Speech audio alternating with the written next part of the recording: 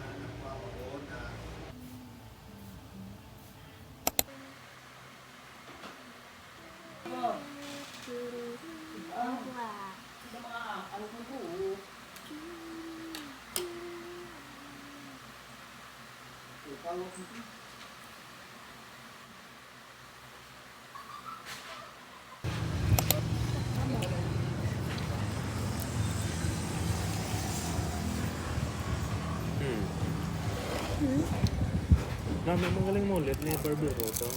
Look, it's good on camera.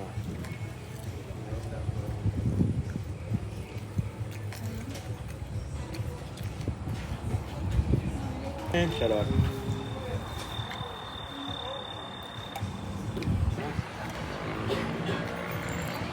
I will take a bite of the pipino. Okay lang? Wala. Hmm?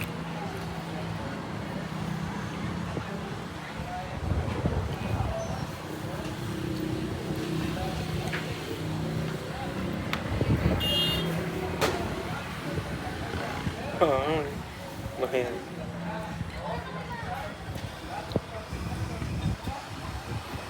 Butang may daw. Na Ulong.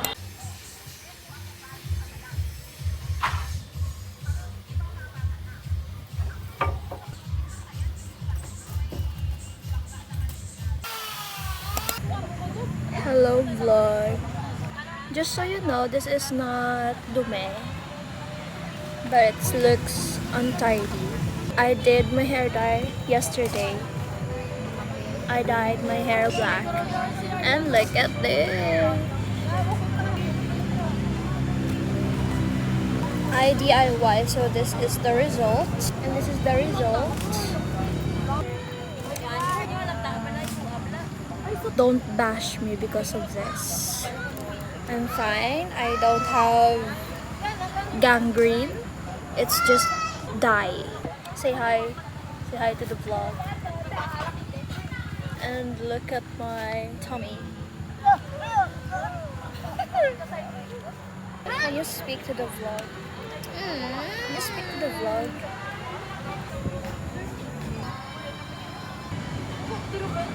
Bye. What are you doing? What are you doing? What are you using?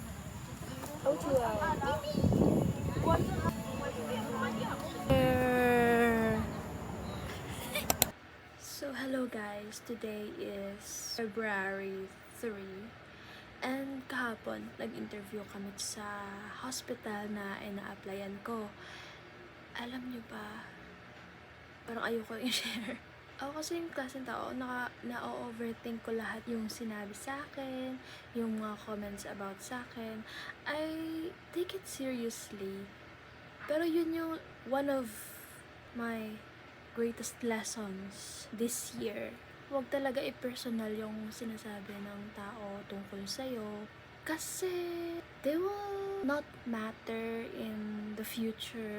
And isa pa, kung alam mo naman niya, isang pagkakataon mo lang yung ginawa, isang pagkakamali lang yun, or kung hindi talaga yun ang totoong ikaw, na hindi mo pinaniniwalaan yung sinasabi ng ibang tao tungkol sa'yo, huwag mo na lang dibdibin, huwag mong namnamin, kasi alam mo hindi ikaw yon. So, ito nga yung nangyari. Noong February 2 kasi, interview namin, mga 12:30, nandun ako. Pero until 1:30, wala pa nangyari. Tapos, sabi ng naunang na-interview, intimidating yung interviewer, yung nursing director. Nung ako na yung turn, pinaupo muna ako. Tapos, sinabihan ako, why are you wearing all black today? Nagulat ako sa tanong kasi unexpected. Ganun pala yung possible na questions pag nag-a-apply ka ng trabaho. First interview ko yon, and never pa akong ka-interview dati. So, ayun, parang nagulat ako kasi January first week, nagsa-start na akong mag-compose ng script ko. Minimarize ko talaga lahat ng sinulat ko doon. And yung, why are you wearing all black today? Hindi ko na-expect yung tanong. Medyo nagulat ako deep inside. Pero hindi ko pinahalata. Tapos, medyo nataranta yung bibig ko. Hindi ko alam anong sabihin. Nagsha-shuffle yung words sa utak ko. Nagsa-stutter ako, ganun. Hindi ko alam. Hindi ko mapili yung right words, right term na gagamitin ko just to really express myself. So, ang sagot ko, I want to look presentable to you, ma'am. And wearing black gives me confidence and power. Tapos, may follow-up question. Sabi niya, don't you think black attracts negativities? Na-expect ko naman nung tinanong niya palang una palang, bakit black? Kasi sabi ko, okay, negative to, negative. So, ginustify ko bakit ako nag-black. Sabi ko, I really don't think na black attracts negativities. Isip ko, hala, mali ata sagot ko kasi hindi dapat ako nag-base sa sagot ko. Dapat yung sagot ko is parang parang traditional na sagot na, yes, parang papayag na lang ako na, oo, black really attracts negativities. Parang susunod ako sa norm. Pero kasi, I don't really think that black attracts negativities. It is when you start to talk negatively about yourself, when you started to talk about, I am unlucky, I am useless, I am dumb. That's when you start to attract negativities, because yung totoong confidence na sinasabi ko, why am I wearing black today, is about believing or strong belief or trust sa sarili mo na you are capable of whatever you want to do with yourself, with your life. And hindi ako talaga naniniwala na black attracts negativities. I always wear black.